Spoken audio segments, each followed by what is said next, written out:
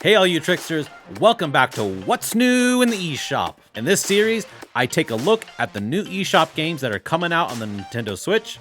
I'll highlight what I think are either the best looking games or at least the most interesting looking games. And then there's a Sizzle Reel with all the rest of the games coming out afterwards. So let's jump right into the highlights.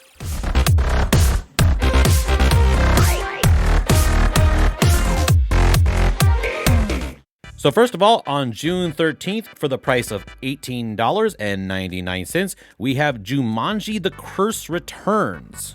Get ready, the jungle's coming to challenge you. With every roll of the dice, dangerous wildlife escapes into the town and can only be stopped by you reaching the center of the board. Be careful, if the jungle overpowers you and your team, everyone loses.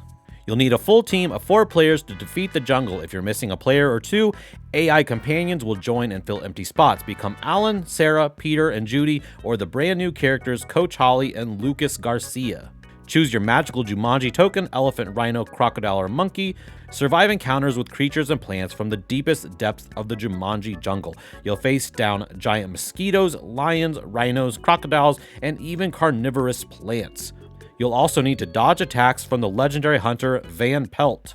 So this game definitely caught my interest. I mean, it looks like it's basically a mix of the traditional style roll and move board game, but with, I guess, what looks to be a deck building sort of style of combat.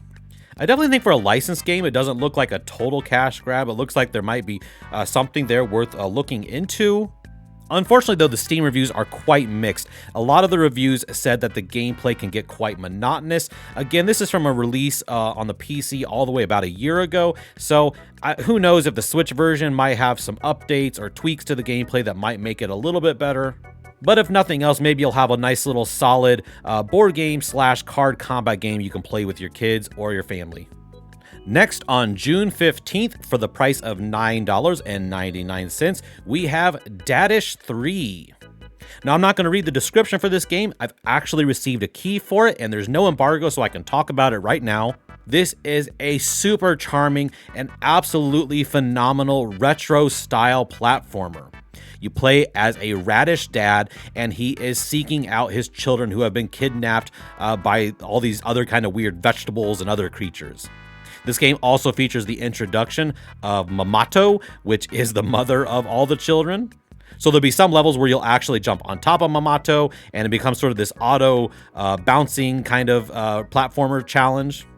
But you just need to know this game is so colorful and fun to look at and charming, but it is a tough as nails platformer, especially when you get past the first world. I mean, I have some levels where I wanted to chuck my controller across the room, where I tried certain challenges so many times. And to be fair, the game isn't cheap. They're just truly well-designed, extremely difficult platforming challenges. So I think that's important to know. I think a lot of people looking at this game on the eShop might think, oh, that's colorful and cute. I'm going to pick that up and it's going to be super easy. Just know it's not super easy. But if you like the idea of cute combined with tough and challenging, you're really going to like Dadish 3. So I definitely give it a full, hearty recommendation. So moving on to June 16th, we have Autonauts, releasing for $19.99. Travel the universe, creating settlements on uninhabited islands with the sole goal of setting worlds in motion through the power of automation. Fresh from your spaceship, you must harvest stick and stone and begin your settlement building efforts. Create rudimentary crafting items from blueprints and slowly build a number of worker bots to aid in your efforts. Teach and shape their artificial intelligence with a visual programming language, then instruct them to begin the formation of your settlement. Marvel as a planet you've shaped becomes home to a civilization of worker bots happy to do your bidding. Expand further with the creation of folk, beings that require your assistance to survive. Push your worker bots further by introducing fishing, cooking, housing, and tailoring, and help the folk into a state of transcendence. Okay, so this is just such a fun little cute looking game. It is a game about programming though, so if you are into that, you're gonna really, I think, enjoy this one. If you're not into the concept of programming and automation and all that, I don't think you're gonna like it at all actually. But the Steam version has almost 3,000 reviews and they are all overwhelmingly positive. I think that fans of this type of game are gonna absolutely adore this experience. I know for me personally, though, I am definitely in the camp of not enjoying this sort of programming and automating type of gameplay, but I know there's a solid fan base that will eat this game up, so I definitely think you should know about it. Moving on June 16th, for $17.99, we have Cloud Gardens. In Cloud Gardens, you harness the healing power of nature to overgrow urban decay within wasteland dioramas. Plant seeds, repurpose hundreds of discarded objects, and create unique structures for nature to reclaim. Cloud Gardens' relaxing nature encourages creativity and is filled with an enormous catalog of objects and plant life to choose from. Share your creations with other gardeners, download looping videos of other dioramas, and embrace generative soundscapes by Amos Roddy, composer of Kingdom. Part garden simulator, part dystopian landscape builder, part puzzle game, Cloud Gardens aims to fill you with satisfaction without the frustration. So Cloud Gardens was actually supposed to come out about a month ago. I think I actually talked about it in a previous video, but it is coming out this week for certain. I can tell you that because I have a code. I've been playing Cloud Gardens. I believe I'm under embargo, so I really can't say too much about it as far as my recommendation. One thing I think that is important to know, though, that this game is very much what I would describe as sort of like a digital toy, or maybe even like a digital fidget toy. So don't go in expecting really strong gamey elements. It really is about just sort of messing with all this plant life and moving all this garbage around and growing things on top of it. It is very much what they would call like a Zen-like experience. So again, I can't give you a yes or no about it, but I do think that you need to know kind of what you're getting into if you pick up Cloud Gardens. Also on June 16th, for $24.99, we have the release of Neon White. Neon White is a lightning-fast, first-person action game about exterminating demons in heaven. You are White, an assassin handpicked from hell to compete with other demon slayers for a chance to live permanently in heaven. The other assassins seem familiar, though. Did you know them in a past life? So this looks like a really super fast-paced, run-and-gun kind of style game. But it also has like a unique aspect of a sort of a deck of cards that you use to pick out your weapons that you're going to be using. Honestly, watching the gameplay, I had a hard time pinning down exactly what it would feel like to play this game, but it definitely has created a lot of buzz. I can see a lot of people are really excited about this one. Personally, for me, I'm going to wait for some reviews, not just so that I can know whether or not it's a recommended game. I want to get a better idea of what moment-to-moment gameplay actually looks like in Neon White. But I think it is definitely one to add to your calendars and start checking out some reviews after it releases. Also on June 16th, for $34.99, we have Zorro the Chronicles. Play as Zorro or his sister Ines in this action and stealth game inspired by the animated series Zorro the Chronicles. Free the people, restore justice, and mock Sergeant Garcia by signing your name with the tip of your sword. Zorro the Chronicles is an exciting and humorous action game that includes combat and exploration scenarios inspired by the TV series. The epic adventure immerses you in the world of the successful animated series Zorro the Chronicles, protect vulnerable and innocent people from the evil general and his army, restore justice in 19th century Spanish California. So I'm going to be honest, I was completely caught off guard by this. I had no idea that there was even a new Zorro cartoon show and that Zorro was even much of a thing right now.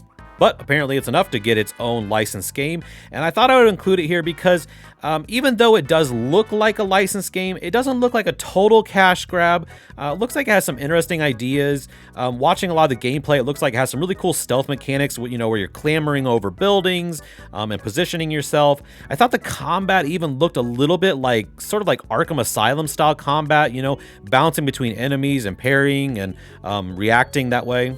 So yeah, it could be total normal licensed crap, but maybe not. I just think it looks like it might be solid, so I'm really kind of excited to at least see some reviews of this and decide whether or not I want to pick it up, at least at a budget price down the road, and add it to my collection.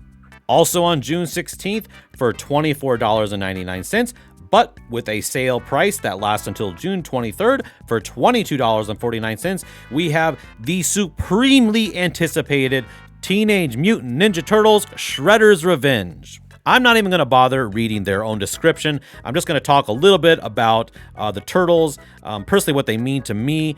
Ninja Turtles, by far, as a child, was far and away my favorite animated franchise. I bought all the old video games. I played them to death. I spent I spent so many quarters in the arcade for the original arcade. My brother and I would just sit in front of one of those arcade cabinets for hours, or as long as our parents would let us. So there probably isn't a game coming out this year that I am more excited for as far as from a nostalgic point of view than this game.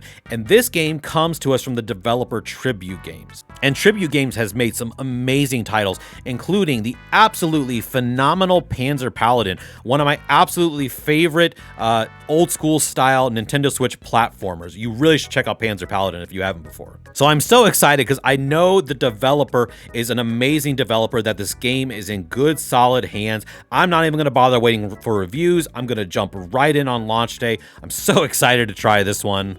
I certainly don't need to try to sell this to you guys. I'm sure if you're a fan of the old arcade games, you are super excited, just like I am, to jump right into this. And lastly, on June 17th for $24.95, we have Final Vendetta. Final Vendetta is a hard-hitting, action-packed beat-em-up for 1 or 2 players in the vein of classic arcade titles, featuring stunning pixel art and a thumping soundtrack with exclusive tracks from Utah Saints. Brawl with bad dudes and tough girls as you fight through dangerous environments. Alright, so this really is a stellar looking beat 'em up. This comes from the developer Bitmap Bureau. They've made some really great old school flavor games. They made Battle Axe, which is a top-down sort of hack and slash game. I really enjoyed that one. So again, this is another game where I know that the developer is really good and that this is going to be probably a really solid title. I've said many times before, I'm a sucker for beat 'em ups. I am 100% going to be buying this in the future. There's no way I'm going to buy it this week. So honestly, I just have to say I feel awful for Final Vendetta. I don't think they could have a worse week to launch their game, and it's especially sad because the game doesn't look like junk. It looks fantastic. So if by any chance the publisher hears this and wants to know my opinion, I personally think that maybe you should delay the game even just for a couple of weeks. Give yourself a little bit of space from Ninja Turtles so that maybe the people who enjoyed that game will be done playing it and are ready to move on to another new great beat 'em up. But I'm sure late in this game, nothing's going to change. It's coming out this week. All right, get yourself comfortable because here comes the Sizzle Reel with the rest of the titles coming out this week on the Nintendo Switch. Let me stay with you. You're not kidding you. Just one night. I'm not about your life. But tell me 'cause we still have time. I can't say what can I do. But do you feel the same, don't you? I think of you every moment. I think of you every moment. There's nothing can I do. But do you feel the same, don't you? I think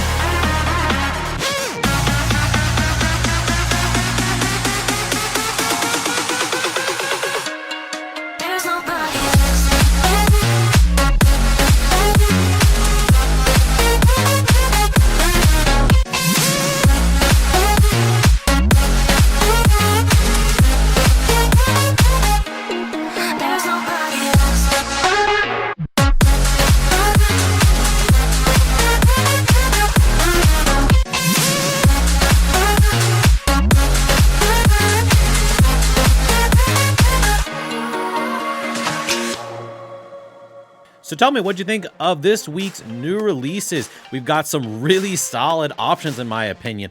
For me personally, Dadish 3 and Shredder's Revenge are at the top of my list. These are games that I think are going to be great. I also think that Final Vendetta looks phenomenal. Again, personally, I think that they might want to consider delaying it even just a week or two. I think that Shredder's Revenge is going to eat up all of their potential day one sales. So let me know down in the comments below what you're picking up this week, or wish listing, or whatever. Just let me know. I like talking to you guys.